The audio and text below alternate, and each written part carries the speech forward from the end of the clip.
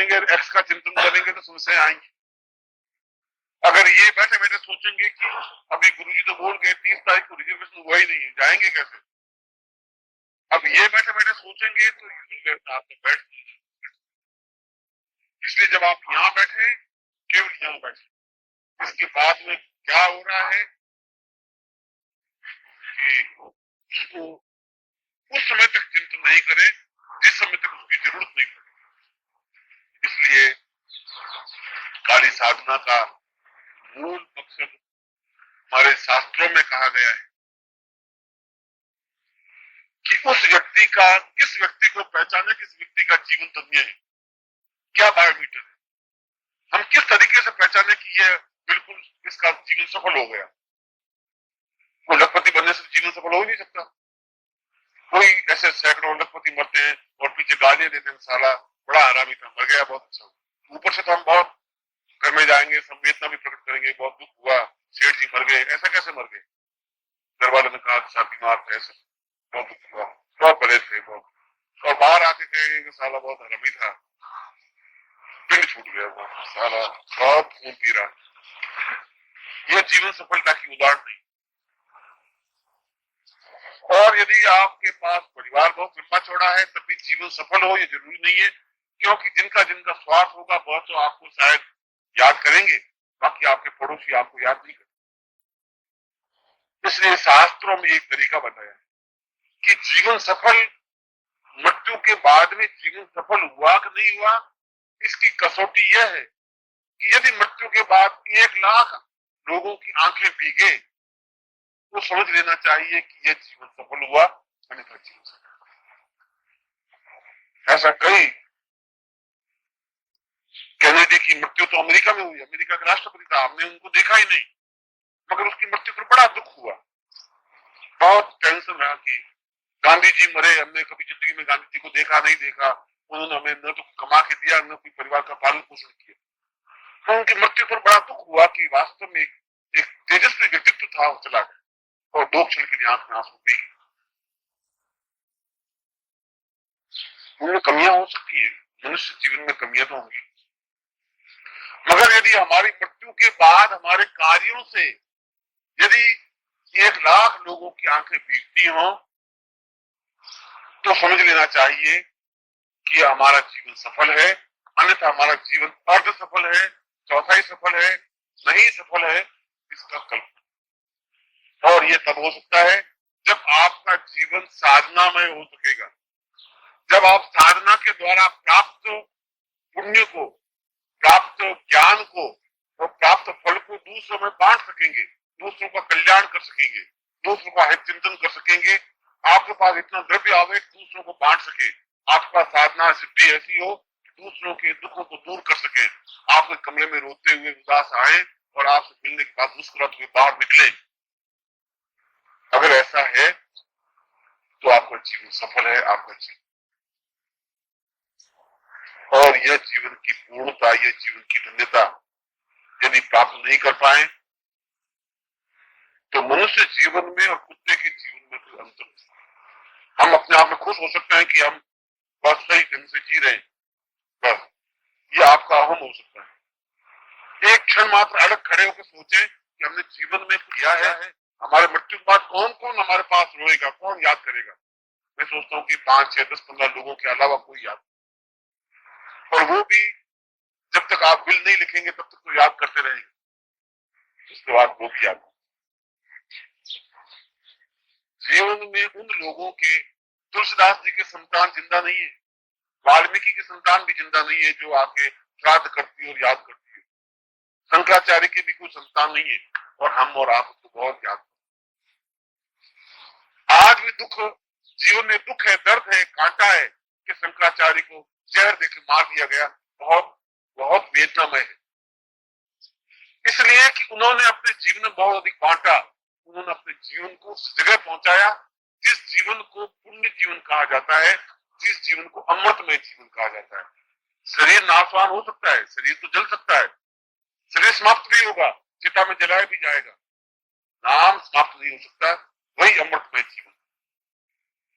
शंकराचार्य का जीवन अमृतमय है, वाल्मीकि का जीवन, तुलसी का जीवन,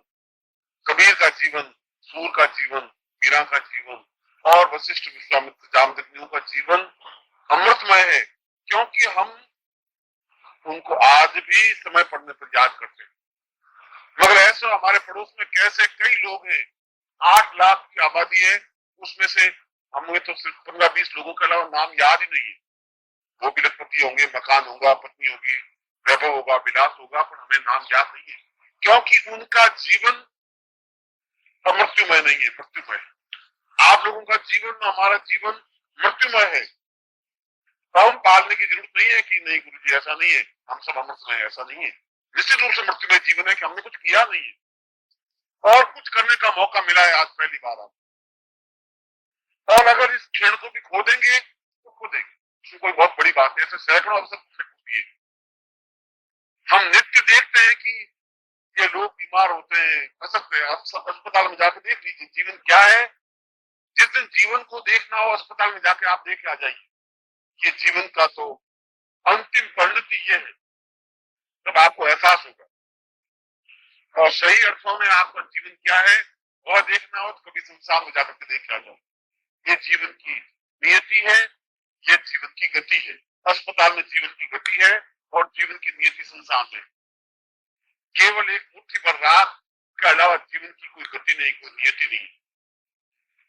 और सारा हमारा जीवन को उस रात, एक मुट्ठी भर रात के लिए हम जितना लक्ष्य लगाते हैं शरीर पर, जितना इत्र लगाते हैं और जितना उसको साफ संभाल करते हैं, उसकी गति तो वही होगी। जीवन की पूर्णता और अमृतत्व तो प्राप्त करना है तो हमें किसी महाविद्या साधना में भाग लेना, साधक बनकर के भाग लेना, सही अर्थों में महाकाली साधना संपन्न करके। ऐसे व्यक्ति मर नहीं सकते, संभव नहीं है। पैदा होने के बाद में जो अपने जीवन में सही अर्थों में काल पर विजय प्राप्त कर सकते हैं, काली मां युक्त बन सकते हैं, काली युक्त बन सकते हैं, अपने शरीर में काली स्थापित कर सकते हैं, काल भक्षण करने की युक्ति जानते हैं, उनका काल बिगाड़े कभी। इसलिए मैं उन युक्तियों को, उन शास्त्रोक्त पद्धतियों को, जिन पद्धतियों को विश्वामित्र, वशिष्ठ और जामदग्नि ने अपनाया है, मेरी पद्धति नहीं है। जिन पद्धति को गुरु गोरखनाथ ने अपनाया है, जिन पद्धति को मत्स्येंद्रनाथ ने अपनाया है, जिन पद्धतियों पर राम और कृष्ण ने साधना की है, बुद्ध और महावीर ने साधना की, दंपत अगर आप पढ़े बुद्ध का, उसमें उन्होंने खुद ने काली साधना की। बिना काली साधना के मृत्यु पर विजय प्राप्त हो ही नहीं सकता, संभव नहीं। मृत्यु का तात्पर्य शरीर का नाशवान होना नहीं, मृत्यु का तात्पर्य अपने आप को गुमनाम अंधेरे जीवन में बर्बाद करने की क्रिया को मृत्यु करना। शरीर जा सकता है, शरीर रह सकता है, मगर हम शतायु हों और अपने जीवन में उस लेवल तक पहुंच सके कि हमारे मृत्यु के बाद, शरीर नाशवान होने के बाद 1 लाख लोगों की आंखें भीगे और अनंत वर्षों तक लोग हमें स्मरण करते रहे हमारे कार्यों से। ऐसे जीवन को प्राप्त करने के लिए महाकाली साधना के अलावा और कोई साधना नहीं। उन सारे तथ्यों को, उन सारे विचारों को, उन सारी रहस्यों को मैं आपके सामने प्रकट करूंगा, स्पष्ट करूंगा। मगर देने वाला दे और लेने वाले की झोली खाली और फटी हुई हो, नीचे छेद हो, तो वह चाहे मण घड़ा घी डाल भी दे तो कुछ रहेगा नहीं, टिकेगा नहीं। इसलिए पात्रता अगर पूर्ण है, उस पात्र में छेद नहीं है, क्योंकि मैं बात कर रहा हूं, आप सोच रहे कहीं और, मेरा कहना व्यर्थ हो जाएगा। इसलिए आप पूर्णतः एकाग्र होकर के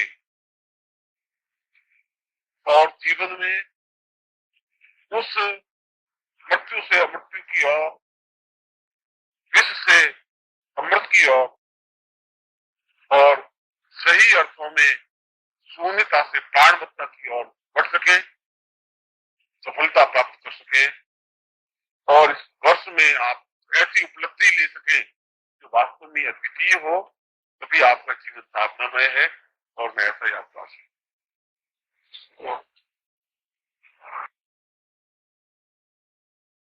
यशम सदा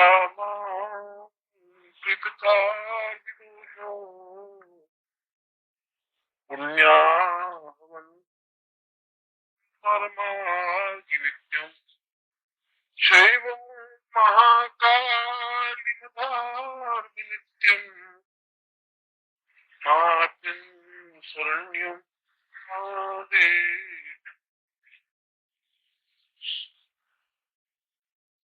नवरात्रि के इस प्रथम दिन की संध्या पर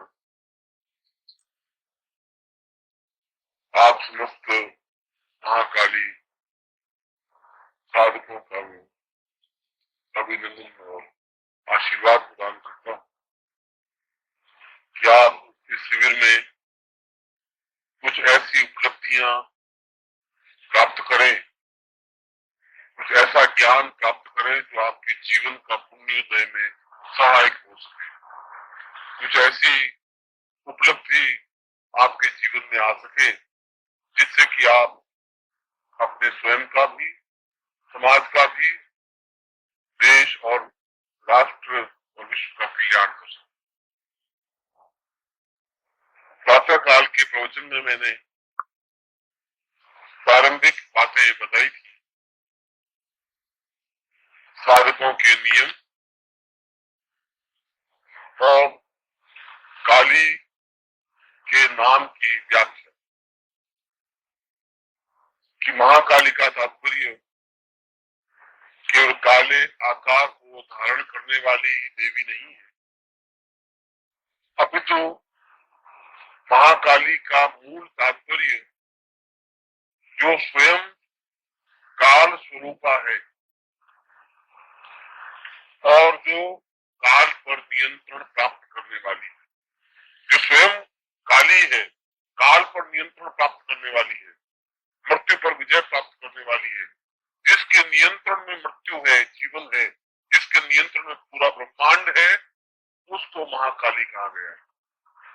और जो काल से प्राण दे सके, जो काल से बचा सके, क्योंकि जीवन का एक बिंदु प्रारंभ होता है जब व्यक्ति पैदा होता है, जब बालक पैदा होता है, तब पहली सांस जो ही देता है तो उसकी मृत्यु की सांस में एक सांस कम हो जाती है। यदि उसकी जिंदगी में कुल 34 लाख सांस लिखी है तो एक सांस लेने के बाद 33,99,999 रहेगी। प्रत्येक सांस मृत्यु की ओर अग्रसर होने वाली है और यह महाकाली उन मृत्यु की ओर जाने वाली सांसों की अपेक्षा जीवन की ओर जाने वाली सांसों को प्रदान करने वाली। तीसरी बात सुबह मैंने बताई थी कि जीवन का एक ही तात्पर्य है। जीवन का तात्पर्य केवल धर्मात्मा बनना नहीं है, जीवन का तात्पर्य केवल अर्थवान बनना भी नहीं, जीवन का तात्पर्य पारिवारिक व्यक्ति बनकर के जीवित रहना ही नहीं है। और अगर सही अर्थों में पूछा जाए तो जीवन का तात्पर्य मोक्ष प्राप्ति भी नहीं है। हमारे शास्त्रों में 4 पुरुषार्थ बताए, धर्मार्थ काम मोक्षाणाम पुरुषार्थ चतुष्टयम्, धर्म, अर्थ, काम और मोक्ष। मगर ये चारों ही पुरुषार्थ प्राप्त करके भी पूर्णता प्राप्त नहीं की जा सकती, क्योंकि यजुर्वेद के ईशावास्य उपनिषद में जब कहा है कि पूर्णमदः पूर्णमिदं पूर्णात् पूर्णमुदच्यते पूर्णस्य पूर्णमादाय पूर्णमेवावशिष्यते, कि मैं जीवन में न धार्मिक बनना चाहता हूँ, इसका मतलब यह भी नहीं कि पापी बनना चाहता हूँ। धार्मिक का मतलब मेरा पूरा जीवन केवल वैसा कोई जीवन नहीं, ऐसे जीवन की आकांक्षा में नहीं रखता हूँ कि भव्य वस्त्र धारण कर लूं, हिमालय की उन तंद्राओं में जाके बैठ जाऊं जहां केवल मैं अपना ही चिंतन कर सकूं, समाज को कुछ नहीं दे सकूं, ऐसा जीवन में कोई काम कर। उस जीवन का अर्थ भी क्या, जो जीवन दूसरों के लिए समर्पित हो सके नहीं, जो दूसरों के लिए काम नहीं आ सके, जो दूसरों का मनोरंजन नहीं कर सके।